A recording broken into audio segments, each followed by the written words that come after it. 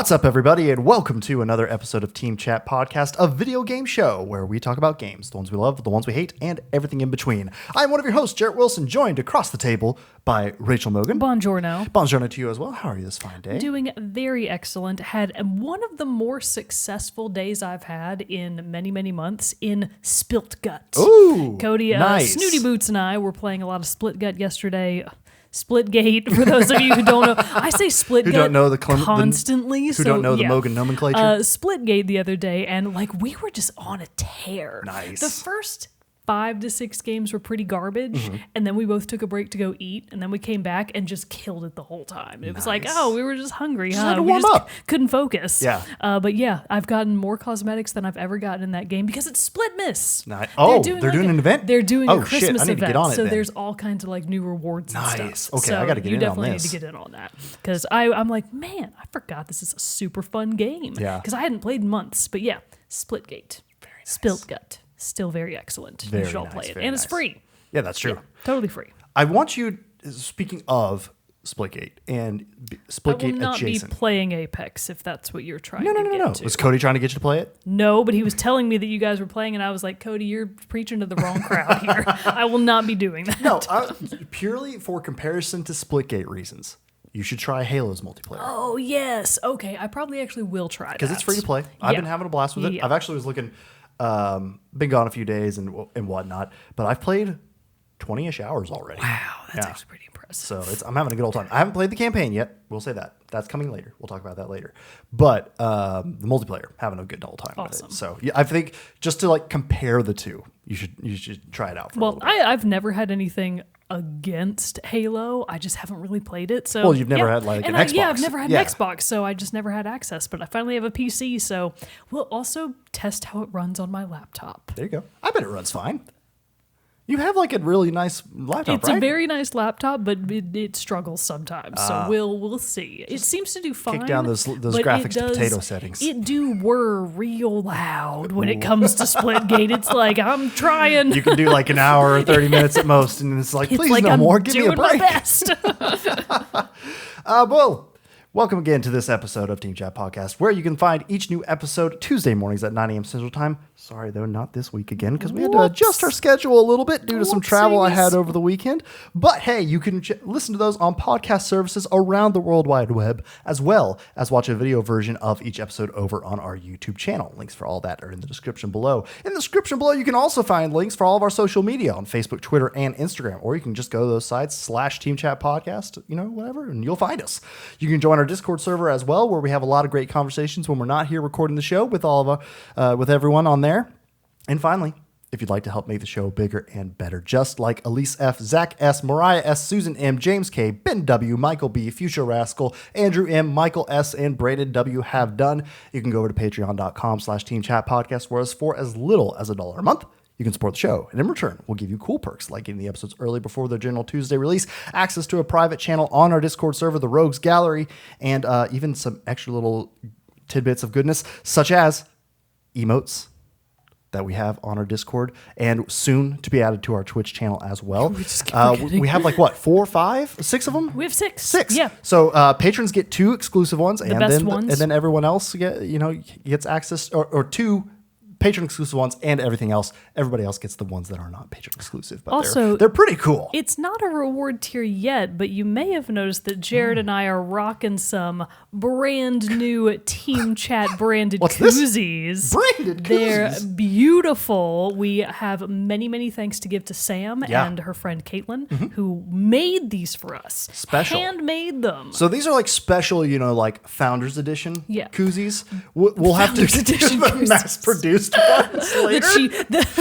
It'll be like spelled wrong, and people will be like, "Oh, Oh, this is not what I ordered. these But no, are clearly not well made." yeah, Sam surprised us with these actually right before we started recording, and What a wonderful and some Christmas coffee gift. tumblers too with Yes, that branded they're also. beautiful. They're awesome. So yeah, who knows? Maybe eventually, goal of New Year, where I'm we'll getting actually around get some to merch is, up. Let us know if this is something you're interested in as Or a t-shirt, patron something you're interested in too? award. So think about merch, everybody, and just let us know how you maybe, feel about it. Yeah, maybe we make that a goal for next year in 2022. Or maybe not even a goal. We just set it up and do it. If it's what we got the a lot of people fans want, out there. Yeah, and if it's not what they want, we're not going to make it. So if you want these sweet ass koozies, you got to tell us. Let us know. Preferably on Discord, where we will both see it. Join us. Links below. Or comment. All that good stuff. Yeah. But anyway, thank you. But if you can't support the show that way, that's no big deal at all. That's totally fine. We understand. And you can there are a lot of ways that you can support the show for free, such as telling your friends, subscribing wherever you're listening to or watching the show, and writing us reviews, liking us on social media, all that good stuff. So to everyone, patron, viewer, listener alike, heart emojis. We love you all. Heart emoji. Thank you so much. Thank you, smooches. But before we jump into the moment with Mogan, a little bit of housekeeping. A little bit of housekeeping for everybody. In that, this is going to be our last episode of the year. I should have given a little bit of a pause when I said last episode. Oh God, yeah, made it dramatic. Of the year. But because it's about the holidays, we are going to be going off and traveling. We do this every year. We do this every year. Take a little break to recharge and rest up before we jump right back into the new year and all the new games that it will hold. So, this is going to be our last one. We'll take a break. Not sure when we'll return, but I mean, probably pretty quick after the new year. So maybe like the second week of January or something like that. I don't know. Like that. We'll let you all know. We'll figure it out. And when we do that, we will do like a fun combo episode of our 2021 wrap up and then our most anticipated games of 2022. Everybody likes those episodes. It's going to be a good old time. But until then, let's get a little bit of news and what's coming out soon in our moment with Mogan. So as of today's recording on December 13th, Shovel Knight Pocket Dungeon has come out for PlayStation 4, Switch, and PC. Among Us is coming out on December 14th for PS5, Xbox Series X and S, PS4, and Xbox One. This is the port, obviously. Mm-hmm. The Smurfs Oh, yeah, I forgot about this. Mission Belief Smurftastic Edition is coming to PlayStation 5. Why? But that's also out on December 14th. I'm begging everyone not to buy it. Don't encourage this behavior. Or do, and let us know how it is. Yeah, God, we'd love to know. Alternatively, you can become a patron at the $50 tier, and we will both play it and review it. Alien: Isolation is out for iOS and Android on December 16th. Also on the 16th, Final Fantasy VII Remake Intergrade. I forgot this was out actually. But this is for PC. Cool. So Remake Intergrade, which is like the little mini middle game that they're doing to bridge the divide between FF7 Remake Part 1 and eventual FF7 Remake Part 2. So Intergrade is out for PC. Five Nights... Oh, yeah! Okay, one of the slightly more hype games for this year. I forgot it was coming out this late. Five Nights at Freddy's Security Breach is out on PlayStation 5, PS4, and PC on December 16th as well. And then rounding out really kind of the end of the year, this is pretty much the last big release until January 2022. The Gunk for Xbox Series X and S, Xbox One, and PC also comes out on December 16th. The Gunk. The Gunk. All right. If it's not about mucus, I'm not interested. I was about to say, is this like something you pick out under your fingernails or something? Let me get a little more information on this. Well, the box art is awesome. That looks like a cool ass game. Oh, does this look I remember familiar? hearing about what that. Is yeah, this? It's wait. I kind of remember this too. Because you go around and you're like cleaning up a bunch of stuff. You're like, was this like an indie? Or like in a state of play or something like that. Like I remember hearing about this before. I recognize that box art. Well, rated T for teen. So for those mature audiences out there. Well, not really for the teen audiences. All right, The Gunk. Yeah, huh? What's the little synopsis? The Gunk stars Ronnie, part of our duo of gritty space haulers struggling to make a buck as they chance upon an untouched planet brimming with life. They came in search of valuable resources, and it looks like they've hit the jackpot. Eerily similar premise to the first Pikmin game. As they uncover the dormant secrets of a shattered civilization, they must battle the curse of a toxic gunk parasite, all while getting caught in a spiral of festering mistrust. Actually, that sounds like kind of a cool concept. Yeah. And it looks like a pretty cool game, so I'm not going to write this one off. Looks neat. Love the art. Looks like a sweet game. Very cool. Well, we're going to jump into our main topic of the day, which we got a little bit of a double stacked episode for you today. Because obviously, as everyone knows, the Game Awards just happened on December 9th. And we gave our list of predictions for winners and some reveals and whatnot on our last episode. So we, of course, have to circle back, do a quick little recap. We're not going to go category by category. We're just going to share like our quick little, go over the same categories we talked about in our predictions, talk about those winners, and then also like list our 1-2 favorite reveals that were shown off during the awards. And then we'll jump on over into a little review of another game coming soon. Yeah. So we'll see about that. Well, it's out now. But Well, I mean, the review's coming soon. the later review's in the coming in episode. about 20 minutes. So, real quick, let's run through these Game Awards winners. So, we'll just start off right on the top. Game of the Year was given to It Takes Two. Which Oh, Bird's getting real relaxed out there. She's just moaning and groaning. My Birdie God. just made. I think she had opinions about It Takes Two being Game of the Year. So here's the thing: I don't agree because I wanted it to be Metroid Dread, but I actually kind of like that it was It Takes Two instead of the obvious pick of Deathloop. Yeah. Because It Takes Two really kind of is an underdog game. Right. It's a weird concept, and the fact that they were able to execute it well enough to even be nominated, let alone win. Good for them. Well, and like sure. the point that I made too in our predictions episode was that it's really cool to see though that It Takes Two and Deathloop both can have like couch co-op, or maybe not couch co-op, but just like co-op and everything like that. And like It Takes Two, that's its main focus. Yeah, that you like. So that's can very- you play the game single player? I think you can, but I know. Yeah, but still, it's why like would you do yeah, that? the main experience is going to be through Yeah. playing it co-op. So that's honestly pretty cool. Yeah. To me. So that was really cool. I was surprised it was It Takes Two. Yes, because Deathloop seemed to be cleaning up in every other Deathloop category. swept like every other category. It got a almost. lot of stuff. The one surprise that I was going through the list of winners earlier, Ratchet and Clank didn't get anything. It didn't, and I think so. Ratchet and Clank didn't, and neither did Psychonauts 2. I don't think Psychonauts which 2 did which either. is a crime. So we'll talk more about Psychonauts 2 in a couple of categories because there's one in particular where it's like, okay, fuck that noise. So Psychonauts 2 should have won. taken it. Yeah. So that was Game of the Year.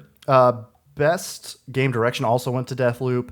Best Narrative went to Marvel's Guardians of the Galaxy, which Boo. I just know nothing other than just like I've heard it's a good game. So I don't really have many Lame. thoughts Should have been there. True Colors. Hashtag True Colors got robbed. Yeah. 2021.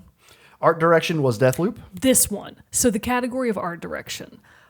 Why?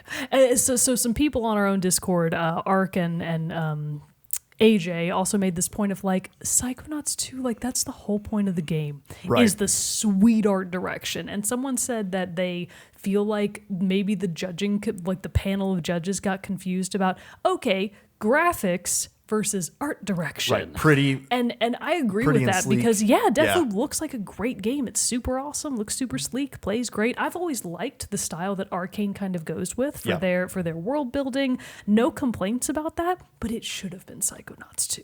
Psychonauts is just 2, like it's weird. It's like it's really trippy looking. Like it's the a characters visual have very spectacular. Yeah. And that's like the whole point of art direction is to make something that is beyond the beaten path, like to forge new roads on like the artistic value of games. And I feel like Psychonauts 2 did that much better.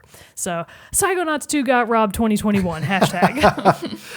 Best score music, you hit it right on the head. Near Replicant version 1.22474487139 was the winner. Which again, good for them. Nier's soundtrack is easily the best one, but it's a remake. Yeah. And I don't support it having even have been nominated, but good for them because Nier's music is just stellar.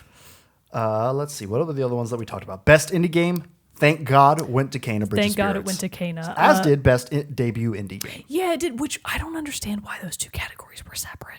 Because I guess you could still, like an independent studio could still release the game that's better, but like that still is like the indie debut is obviously like the first game of that I studio. just wonder, could it not have been expanded then to just best debut game? Potentially, but I think Maybe you there know, just aren't enough that aren't indies. Yeah, I think so. But so, best, and they were totally different games too. Yeah. There was not much crossover. No. Indie game had 12 Minutes, Death's Door, Kena, Inscription, and Loop Hero. Best debut game had Kena, Sable, The Artful Escape, Forgotten City, and Valheim. So I think it works in both. But I was very happy to see Kena take thank those. I God. was disappointed though that it didn't get art direction Yeah. because, Well, like I said, I understand your points about Psychonauts. Kena also had the like outstanding world and look, and also the ooh, this is pretty. The graphic chutzpah, you might say. Yeah, exactly. So, and then one of the winners that I fully supported, Best Action Adventure Game, went to Metroid Dread. Yes, so that was I great. think that is one of the most on the nose. Like, who else could it truly have been? Right. It had to be Metroid Dread. So good for them. And then Best Action Game went to Returnal, which I thought was really fun. Thank God. Like, Returnal was nominated for a few of these categories, but not many. I was really glad to see it win because I feel like, when it comes to award shows, the memory of when did something come out in the year kind of does play a factor. And Returnal was pretty early. Returnal was early. It was like March of this year. So I feel like it kind of had a bigger hill to climb to get to some of those nominations and wins. I agree.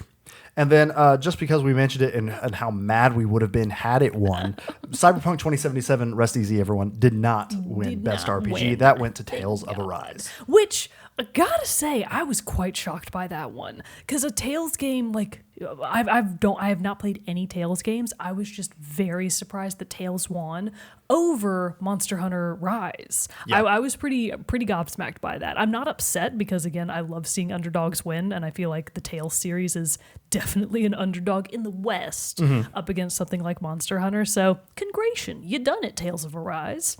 And then I know you suffered a disappointment in Best Family Game that did not go to Pokemon Snap. It instead went to It Takes Two again. Pokemon Which Snap makes sense, being that it was the one that got eventually went to robbed. go to Game of the Year. 2021 hashtag. How many different hashtags are we up to now? A lot. 3. But yeah, I totally could not disagree more. I feel like Pokemon Snap was the clear winner. Yeah. Shame on them. But anyway, those are the big ones that we talked about last week, and we want to just kind of circle back on this one to let you all know how they panned out. But the other big part of the Game Awards, and part of what makes it last 3 hours long, is that there are a lot of reveals. I do have to say, I know that the show is like a mix of, and I feel like we talked about this last year, it is a mix of honoring the games and like celebrating these games that came out in the last year and giving the awards. And the other half of it is doing these big reveals and big announcements, a la E3. But it really does feel a little off when at like 2.5 hours in, Jeff Keighley comes on and reads through like 7 awards all at once. I so Like glad you brought this just up. like just fires them off. I hate that. It's not just that. So like there were definitely points of that where he would just like read off random winners and it's like right in a row, just like the you said. people wouldn't get to go up and talk. Nobody got to talk. Yeah. They didn't even show like images of the devs or the Yeah. games themselves, and he would just read them off. The worst one is that on the tail end of some of the awards actually being announced, as like footage was being shown of people standing up in the crowd to come up to the stage and accept their award, like a narrator announcer would be like, "Oh, also so-and-so won the category of so-and-so." They did that with Kana. They did that with Kana. For Best Indie, they said, "Oh, they've also won Best Indie it's Debut." Like, what the fuck? Yeah. Like that's the one that gets me because not only did they not get to go up on stage, and even if they weren't there, they could have still submitted a video, acceptance or something. Yeah. So that made me really mad, and I feel like they can and should cut back on the reveals to make more time. It's the time to celebrate the industry. Exactly. And I feel like they're not doing We that have enough. E3, and that's when we get, that's when we get the stuff. I mean, not saying we can't overhype these games enough because Yeah. it's cool to see what comes out, but just like, I don't know, it's called the Game Awards. It's called not the Game Awards. Reveals. Yeah, like I wanted to actually see more about these games and like get some of those cute moments of people being really, really hyped that their game actually won something. Yeah. Kana could have done that. So Twice. They I only got agree. to do it I was once. super mad about that. But anyway, even though we have some chagrin towards these reveals, there were some pretty sweet ones. So, what was one of your favorite reveals from the Game Awards? Well, I'm blanking on all of them now that you've asked me Okay, and well, not here we go. not shown me the list. Here's a list. Well, it's a long list. We got Suicide Killed the Justice League. Looks cool. We'll get on that one later. Yeah, we'll talk about that one later. Wonder Keep going. Woman. Keep going. Here we go. So Was this one? Alan Wake 2 I am excited about, but to call it a reveal is really kind of not even... It was the barest amount of just showing Alan Wake's face in like a tiny 15-second trailer. But I still think for fans of the game, it's been 10 years since the last one. And I think that was one of the cooler reveals. Like, Yes. hey, fans, here you go. Yeah. That was pretty cool. Sam That's Lake was true. there to be able to talk about it too. Yes, this was So- one of the more like super impressive ones that I we do saw. want to talk about Senua's Sacrifice, Senua's Saga, Hellblade 2. I honestly, so I was in class while these were happening, so I was trying to do two things at once, but I managed to catch a good amount of, because this was more a gameplay reveal. Right, like because we'd gameplay already cinematic gotten stuff. trailers before and like hype for Hellblade 2, but not gameplay, and this was that, and I was really intrigued. Oh man, it looks so good. It looks amazing. like just how, for those who didn't watch it, it was like the Senua and her clan of warriors and everything are going into this cave to, I guess, like kill this giant that resides inside of it. Was it just me, or did it really, really, really look like Hela from the first game? It kind of did, yeah. I kind So maybe it's like I couldn't figure out if it was supposed to be Hela or not. I don't think so, because I feel like it was. Just a giant? Yeah. Okay, I maybe feel that was just my But I mean, Hela was misinterpretation also then. massive, and so Hela was hella massive. And bald and bald, like yeah. all gross and creepy. And so- this one was, and so it's like they go in there, they sneak up on it and like try to light it on fire and all this, but then it wakes up and shit just goes south. Yeah. And it was just both graphically amazing, a just spectacle. as beautiful as the first one, Yeah, if but not more. so. Has to Yeah. be more, because now it's running on the power of, the Xbox Series true. X and S and all that jazz. But then it was just also terrifying. Like how this like giant slow crawling through, just decimating her men that are with her. She's running and starting to freak out. And then it's like, but it seemed like she was hearing something with her furies in her mind Yeah. and everything about like, it's coming for you. It wants you and everything. Oh, it looked awesome. Yeah, it looks awesome. So cannot wait for this one, even though I will have to. Eventually, they'll probably put it on PC, right? I think it's going to launch both. Oh, thank God. Okay, sweet. Yeah, you'll be good to go. We got to see more of Elden Ring. We saw the Sonic 2 movie trailer as well for the Sonic Frontiers game. Yeah. Slitterhead, which was a new game coming from the creator of Silent Hill. Which, very excited to see that they're making new IPs Yeah. because Silent Hill has been going on for what feels like 10,000 years. So that's interesting. Honestly, I do want to talk about Tiny Tina's Wonderlands. This looked so fun. I have played no Borderlands games. Not even have I not played them. I have always looked at them and thought, ugh, not for me. What, just because of the gameplay style, the like graphics? the gameplay, the graphics, really kind of all of it. Yeah, yeah, yeah. Mostly the gameplay has never really attracted me that much, but the incredibly, I fully agree that the graphics are very, very interesting, and I love seeing a new style like that. Those, like, don't heavy like lines. it. Yeah, don't love it. Don't love this sort of extreme comic book-esque style. It's not really my cup of tea, but this game looks fun because it's not just like, oh, it's a gritty desert wasteland, which that's always been what put me off about Borderlands. Yeah. The characters look interesting. The world looks boring. This looks awesome. It looked so fun. It's full of all kinds of fantastical, wild stuff. And I think the premise is that Tiny Tina is like DMing a knockoff Dungeons and Dragons game, right?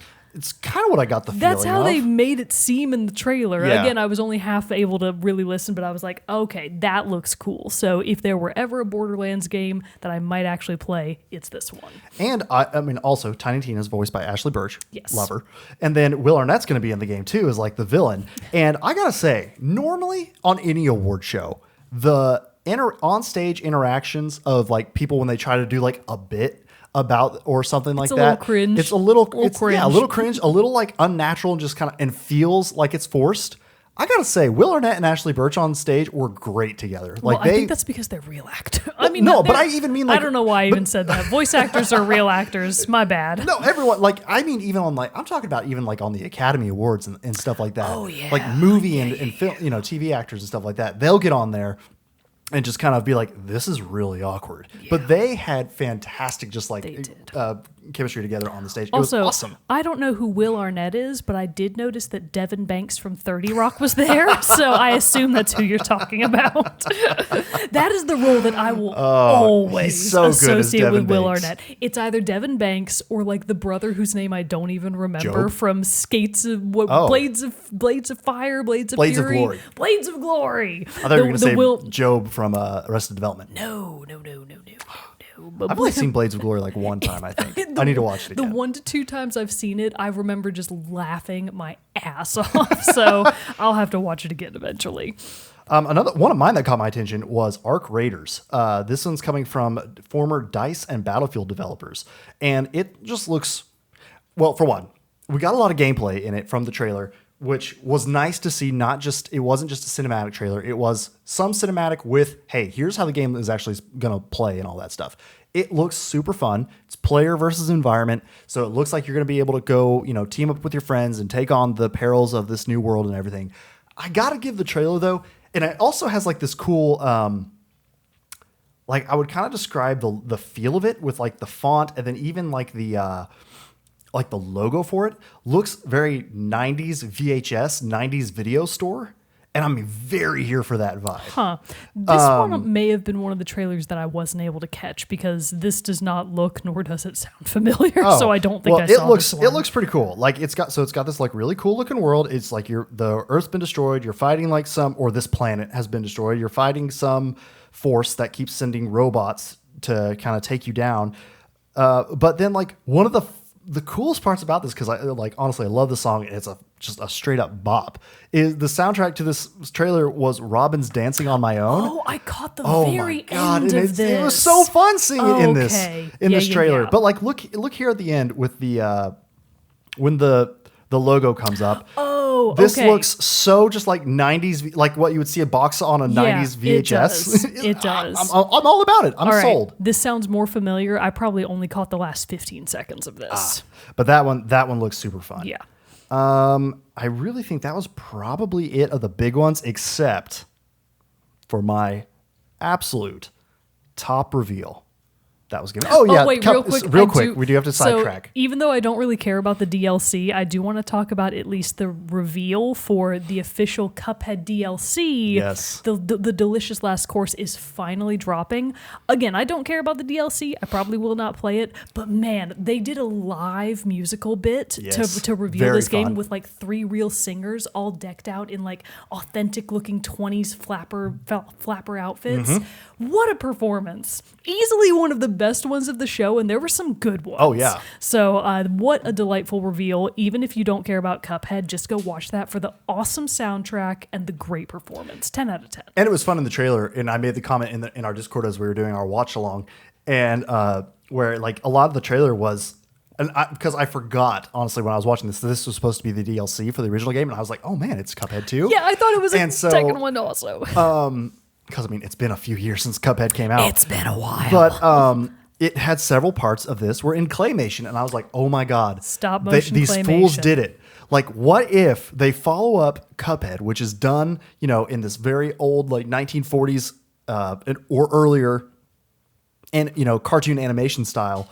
What if they followed this up with Cuphead 2 being completely claymation? That would have been amazing. It would have been amazing. I mean, it's still amazing. It's still going to be a fun time for those who are looking forward to playing it. What was that old fighter game? Maybe it was Primal?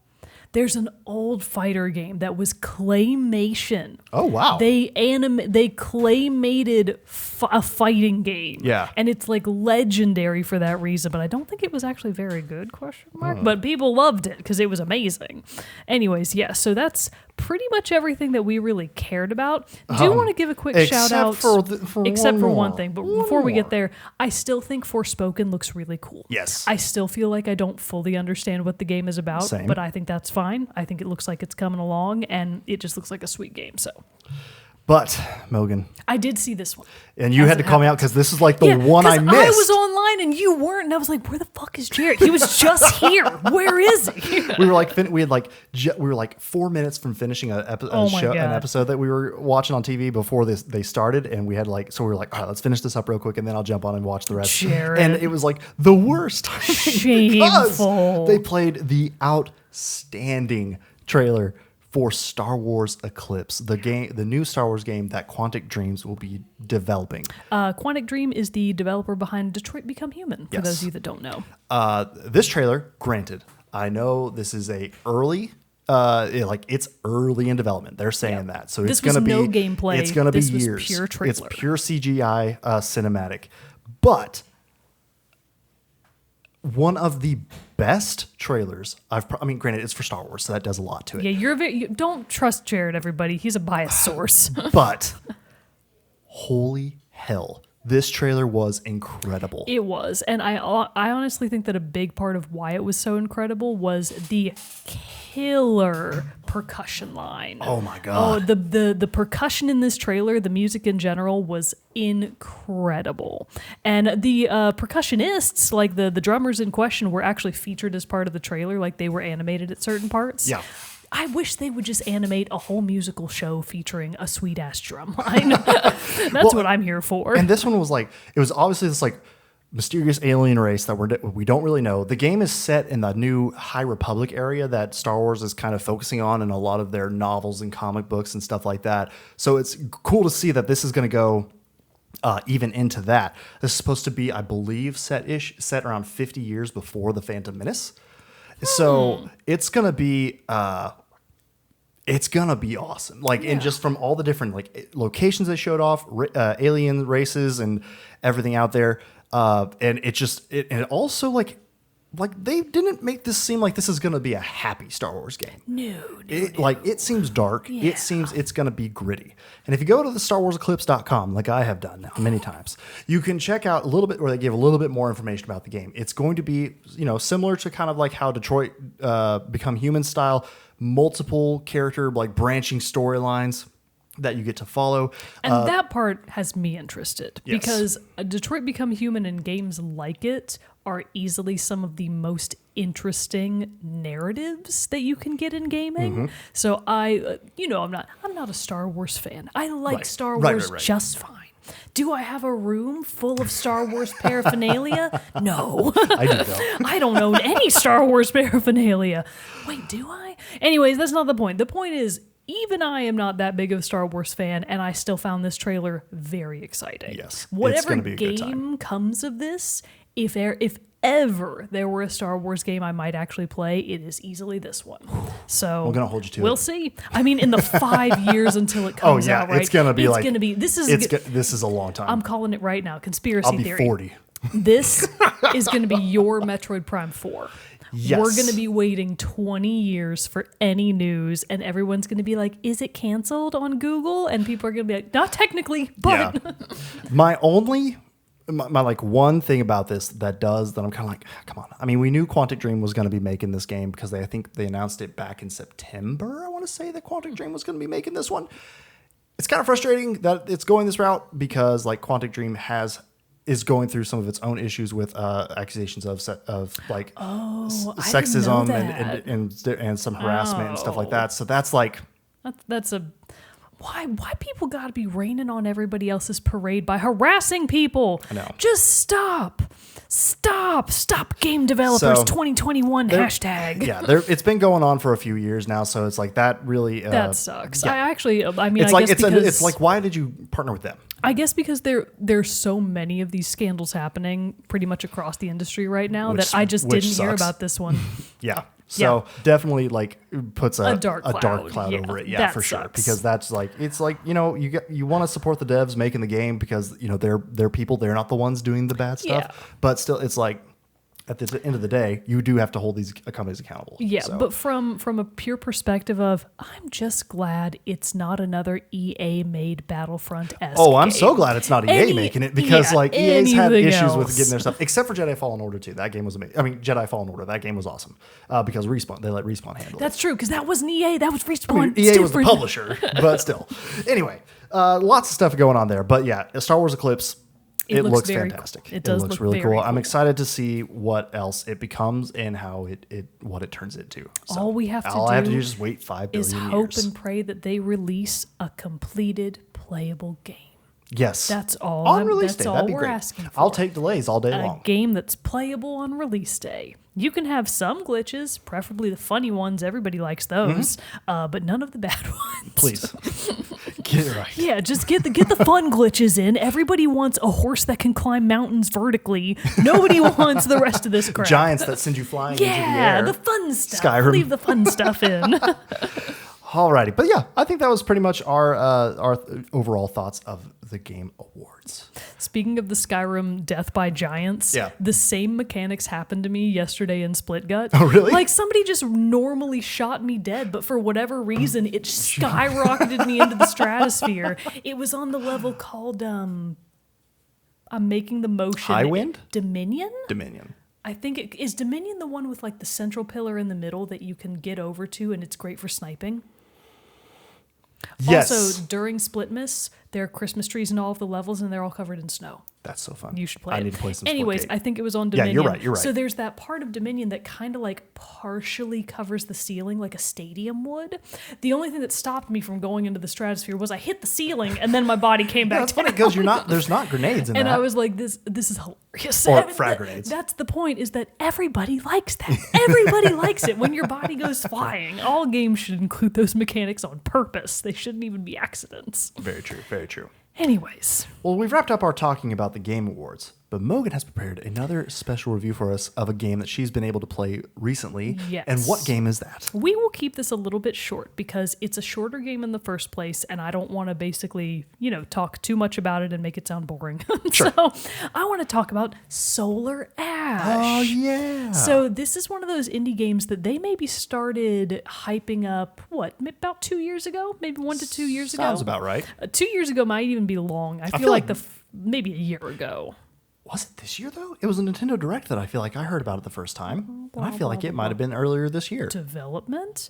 Game was first announced as... Oh, that's right. Okay, so originally, and this was before I heard of it, Solar Ash was originally announced in 2019 as Solar Ash Kingdom. It had a different name. Okay. So that was super, super early on in the process. And then I think they eventually announced it as just Solar Ash in 2020. Okay. So in June of 2020, they announced it as part of I think maybe a Sony State of Play or something like that for PS4 and PS5, and they had retitled it to just Solar Ash, which, good move. I feel like that's one of the title changes that I'm like, yeah, that's better. That's a better name. I like that. The game is developed by developer Heart Machine, who are best known for Hyper Light Drifter, and it's published by Annapurna Interactive, very famous for partnering with any indie developer they can get their hands on. Yeah. Annapurna's just out here like, got a weird idea for a crazy game? We want to hear about it. Let us know. Let us know. We want to work with you. So Annapurna Interactive is the publisher. Heart Machine is the developer. The premise of Solar Ash, and this is always what drew me to it, is that it's always billed itself as a movement-based game. Like, movement and flow have always been the focus. In addition to having some awesome, sweet-looking graphics. So a lot of people, I think, will disagree with me and be like, it looks terrible because they're basic AAA bitches and they don't know what cool games can look like. So the graphics are definitely not for everybody. It's kind of that... It's a mix between not fully being what I would call low poly, but also not high res. Sure. Like, it's kind of right in the middle of all of the structures are extremely bold and blocky. The colors are so saturated and vibrant that it gives everything very sharp, hard edges. The characters, to a certain extent, are also like medium poly. It's not low poly. It's not high poly, it's medium poly. Yeah. Things are a little rounded, but they're still kind of blocky in their movements, which Sure. I find very charming, and I actually love low poly games, so I'm perfectly fine with that. So from a visual standpoint, Solar Ash has always been really interesting to me, and they definitely played this up in the trailers, which are very cool looking. If you haven't seen any of the Solar Ash trailers, go look them up because they're awesome. It does look very fun. So the reason that the game is so weird and wonky looking is that Solar Ash, and this is going to include some light spoilers, so Sure. I'm not going to be talking about any end game stuff, but we're going to be talking about a few story beats, so just prepare yourselves for that. So Solar Ash takes place in a place called the Ultra Void, which any game that's like, we're going to make up a bunch of weird ass words and just string them together and be like, have fun, friends. I like that kind of sci-fi fun stuff. Sure. Where they just sprinkle in random crap and you're like, yeah, okay, whatever, the Ultra Void. The Ultra Void is apparently a black hole realm. It's like kind of a weird dimension that seems to exist within a black hole, and it's basically made up of all of the other things that the Ultra Void is slowly sucking up. So like entire worlds, entire planets that have been sucked into the Ultra Void, if you go into it, they're kind of still in there, but they're slowly being disintegrated and they're slowly being destroyed and falling apart the further and further they get into the Ultra Void. So cue main character Ray. I wanted to say Ash. So I was like, Ash Ketchum from Pokemon. He's the their one. name Ash Solar? Yeah, so I think it's Ash Sun. No, it's Ray. So you are playing as title character Ray. She is a Void Runner. So Ray comes from a planet of people that it is unclear at what point they developed void tech, as they call it. Did they do it because the Ultra Void was on a path for them? Or did they happen to already have the technology and then they were like, wow, what a coincidence. Here comes this Ultra Void. We've already got all this sweet void tech. Man, good thing we funneled all of our research and development money into this. But Ray is coming from a planet of void runners. Not everybody on their planet is a void runner, but that's where they all come from. And they're going into the Ultra Void on purpose to try and save their planet. They're trying to destroy the Ultra Void because their world is within the Ultra Void's path, and they fully know that their world is doomed if they don't do something. In fact, if you actually bother to look up into the sky while you're in the Ultra Void, Ray's planet is right up there. And it's like, oh, close. It's looking close. We got to really do something about this. So the whole gist is that Ray and a team of Void Runners have basically launched themselves into the Ultra Void, and they are going to activate something called the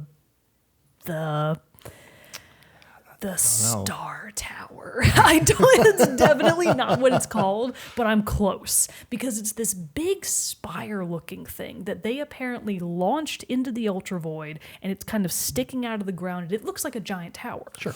And they're going to activate a bunch of conduits, which will power the Star Tower. It's going to kill me not to know what it's called. I'll look it up. Yeah, you look it up. They talk about it. I know it's definitely in there. All right, they're going to cut the thing we try, blah, blah.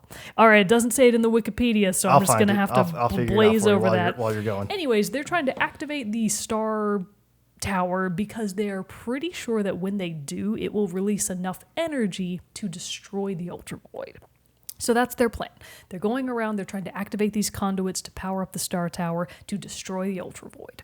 The problem is that things in the Ultra Void are really, really weird, and it might even kind of be changing the people and places that get sucked into it. So Ray is all on her own when she arrives. You get the gist that everybody kind of arrived as part of their own pods, more or less, and Ray's on her own. So she gets there, and the movement begins right off the bat. There's really kind of no formal tutorial exactly. The game tells you what to do to a certain extent, but I would say that as far as tutorial goes, Solar Ash is very, very light-handed on that. Okay. To the extent that I kind of forgot some of the controls, and I was like, wish I had some sort of tutorial to help me with this. I feel like I'm missing something. I did eventually realize what I was missing later, and I was like, oh yeah, that But did you have to find it yourself, or was there a tutorial to show you? I had to figure it out myself. And okay. It's actually because I pushed a button on accident way later on, and I was like, oh yeah. So your whole point Starseed. The Starseed. I was so close. Okay. I knew it was Star something. Just couldn't remember what. The Starseed. So they're trying to activate the Starseed and save their planet from the Ultra Void. So the way that you get around is the Ultra Void itself is such a fun location, and really the setting is a big part of what makes the game interesting. Ray is a protagonist. Take her or leave her. She's fine. She's a basic protagonist. She's on a mission. She kind of really doesn't have that much personality. Voiceless protagonist? Actually, she does have a voice. Okay. And honestly, it's a pretty basic voice. It's not that interesting. She does a good job. It's just like, well, this could be anybody. It's like every war movie you've ever seen, where it's like, that's the same protagonist. Yeah. This is the same person as every other war movie. That's right. fine, I guess. So Ray is very basic, but she does the job of narrating the game for you, and you learn things through her. But the world of the Ultra Void is fascinating because the best way I can describe it is like a surrealist dreamscape. There's no floor to the Ultra Void, and there's no real end to it. It's just kind of this big sprawling expanse of clouds, more or less. So there's just these blue clouds rolling all over the place that act as your floor, and you never really make contact with them, but through Ray's void tech, she kind of activates her magical skate boots, and she just goes skating along on the clouds. Nice. It's like, sweet. I like that. Everybody's a fan of this. This is fun. So you skate around on the void, and then eventually you do run into pieces of civilizations that are being actively destroyed by it. And that's where you get more into the really interesting architectural aspects of the game, because there's buildings. There's whole buildings and temples and railway stations, and they're all just kind of lumped in here willy-nilly. And you can go around and it's like a giant skate park made out of decaying civilizations, which is very fun. That is cool. So in addition to like your basic just sort of skating around on flat ground, once you get to things that are more built up, there's also rails. So there's a bunch of rails that you can jump onto, and then you do like an automatic rail grind to get other places. You build up crazy speed. Very fun. You can obviously jump. So if you're grinding the rails and then you like go down and then up like a roller coaster, you get crazy air and then you just get to keep going. You also very importantly have a grapple hook. So as you're making your way around the void, the whole point is to build up momentum, seamlessly get through the levels, and use everything available to you to make that seamless movement happen. So is it more like the object of you're accomplishing these objectives as you play through the levels, but is it also like you're trying to set a timed? There's no time. There are no limits. The certain areas of the map are closed off until you eventually unlock them. So it's not an open world experience. Okay. There's specific areas of the map that you're supposed to go to figure things out. Now, as you progress, you can go back to them to get things like collectibles or maybe find some stuff that you didn't find before, which is nice. I like that ability to be able to backtrack with no issues. But as far as like, it's not an open world, it does have some very, very, very light puzzling aspects to the extent that I would not call them puzzles. So this is not a brain breaker. The game really sounds like the game for me. The game really pretty much tells you minimally, like just through little markers and objectives, I need you to go over there. And it's like, okay, sweet, I'm off. Here I go. And you just skate over there and then you see what happens. Now, the combat in Solar Ash is extremely minimal as well, for the most part. There are little void creatures living in the void that will attack you if you get close enough to them, but it's not like hordes of enemies are actively looking for you. You just kind of have to dodge. They're more like obstacles. Yeah. If you get to a certain area and it's got some enemies in it, you either have to dodge them or you have to actually kill them, which Ray does have like a very basic / and then they die. She has a weapon that kind of looks like a syringe, but there's no canister on it. It looks like the point of a syringe, or maybe a big needle. Okay. It looks like a big old needle or something like that. So she's got a weapon. She can defend herself. But for the most part, the enemies are largely just obstacles to be gotten past. You're not killing them to get anything. Yeah. There's no XP. There's no real leveling up exactly. You're just getting through them to get to the next point. Again, the movement is the point.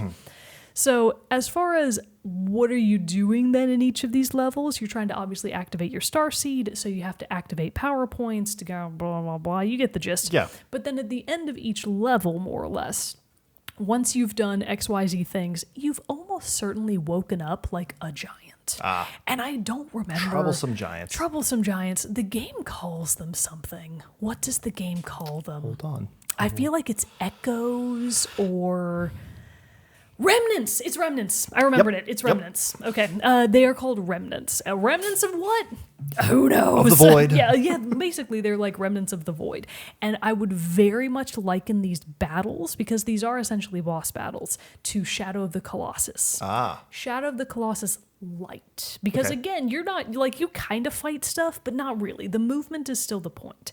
So the scale of the battles, though, is why I call it like Shadow of the Colossus light, because you do actually, they're giant. Yeah. They're the size of buildings and bigger. Nice. And you have to actively get onto them, scale their bodies, and then Ray's Void Tech allows her to see weak points, of course. So you have to grapple around, you have to skate, grapple, and jump around on the enemy, hitting its weak points, again, seamlessly. The goal is that you're doing this in seamless loops and that you're not getting interrupted as you do it. Because if you get interrupted, the boss kind of shakes and like creates this little shockwave that will blast you right off of it. And you got to start over. So you can die. Okay. There is death in this game, but it's a very like light death. The game doesn't really punish you for it. It's not like where you got to restart your run kind of thing. No. So especially with boss battles, if you die, you just restart and you're right there. It's really no harm, no foul. You've got a certain amount of shields that you can take hits on. I think I'm up to, I think the max is 6.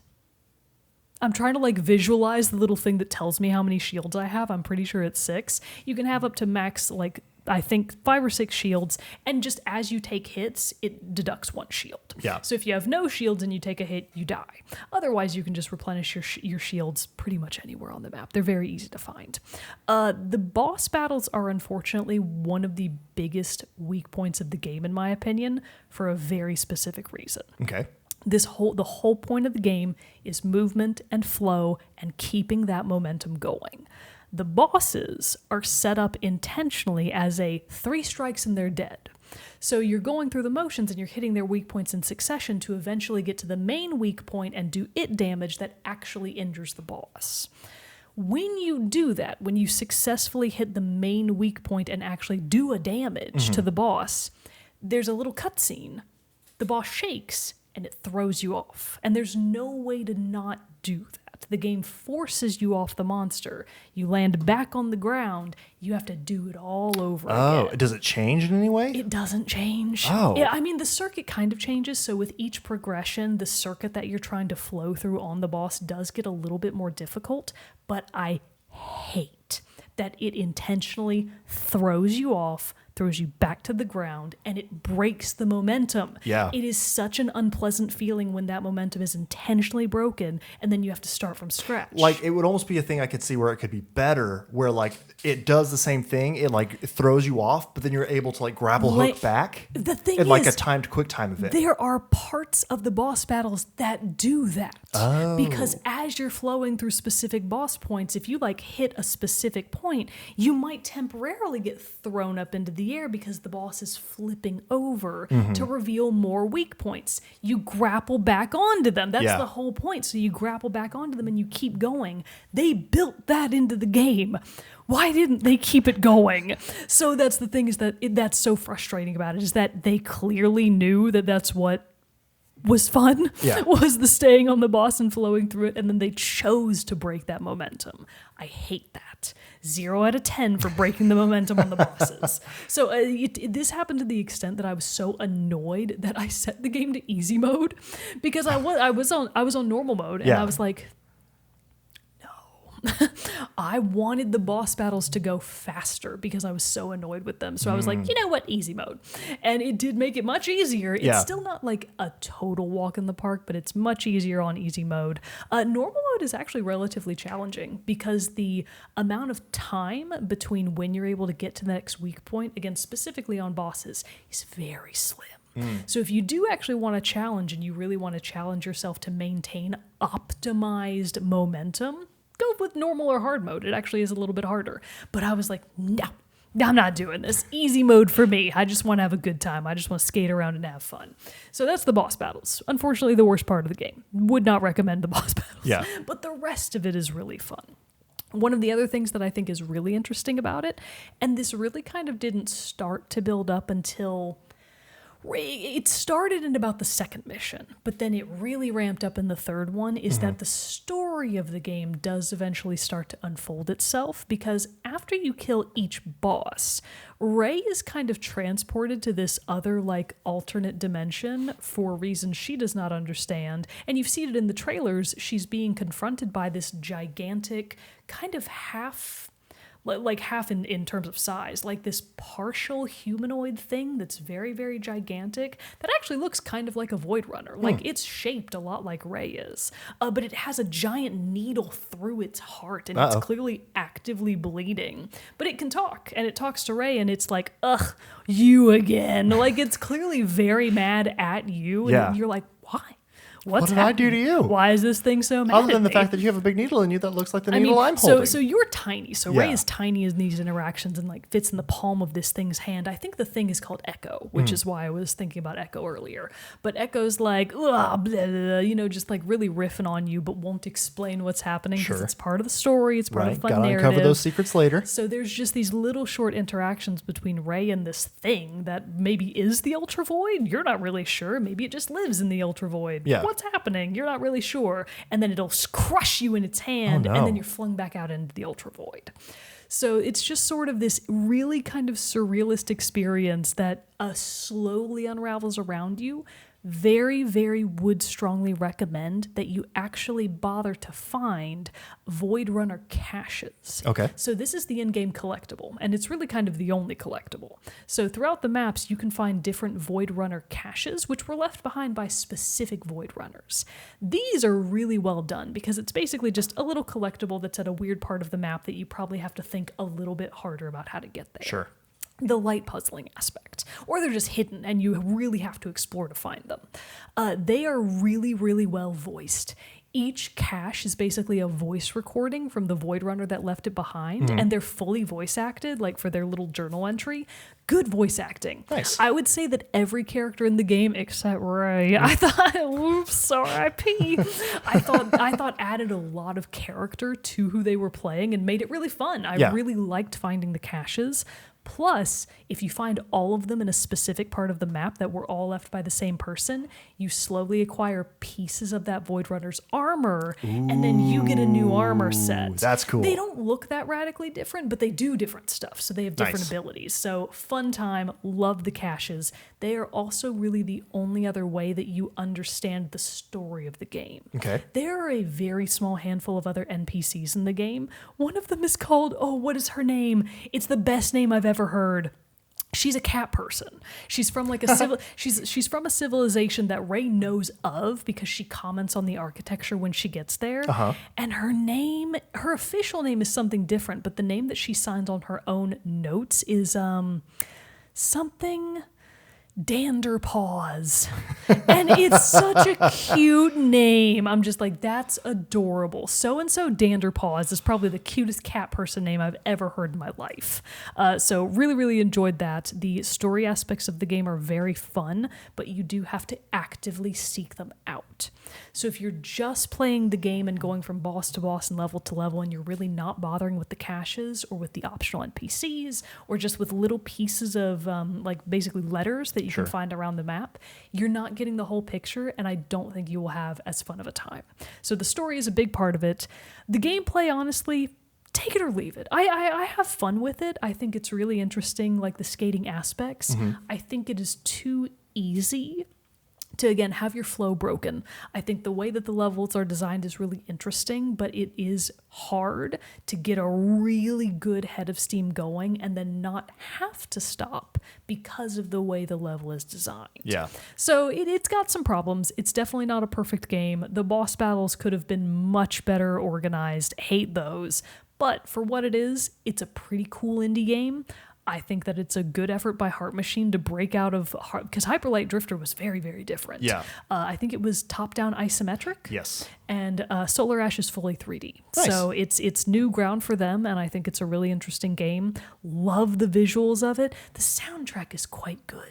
I've always heard that about Hyper Light Drifters. Yeah, the soundtrack is, I think, more minimal than Hyper Light Drifters is, but that's because it's trying to set a very intentional, dream-like tone in the Ultra Void. Fits the setting perfectly. Nice. It also is the only good thing about the boss battles, because the boss battles have fun music. Ooh, It's nice. like, I'll have to check those out then. Yeah. So for the most part, hate the boss battles, but at least the soundtrack is a good part of them. You have a good groove going on while you're trying to beat them. Solar Ash, really, I feel like if you're a fan of unusual indie games and you're looking for a new experience that you probably haven't gotten in another game before, give it a shot. If that's not really your jam, you probably won't have a good time. You're probably not going to have a good time. But would recommend. Nice. On sale. I got it through a review code, full disclosure. Ooh, so, fancy. I got it for a review code for imore.com, and they were like, nobody else wants to play this game. Do you want to play it? And I was like, hell yes, I do. I actually want to play that one. Nice. So, good game. Would recommend to some people, not everyone. How long do you think it took you to beat? I think it 8 to 10 hours. Oh, nice. It's a short game. So it's a good little short experience. And that was with me actively putting in more time because I was looking for the caches. Sure. If you weren't looking for those caches, that could be a short game. Like 5, 6 hours? Yeah, like a 5 to 6. I even might say it might only be 4 to 5. Oh, interesting. It can be a very short game. And again, if you're like trying to speed run it per se, I think there's definite potential for that. But I think it's more fun if you actually take your time and look for the caches and really explore around. It's a fun setting. The setting is really half of the reason to play the game. So spend some time in it. It's a cool game. Nice. I'm out of breath. Okay. Well, cool. Thank you for bringing the review of Solar Ash. But yeah, go check it out. Go check out Solar Ash. And of course, we would love to hear your thoughts on Solar Ash if you have played it, but we'd also like to hear your thoughts on the Game Awards 2021, what you thought of the winners, and of course, what were some of your favorite reveals. So let us know by sending us an email at teamchatpodcast@gmail.com or, commenting on wherever you're listening to or watching this episode on our social media. Join our Discord and talk about it with us there. We'd love to hear from you.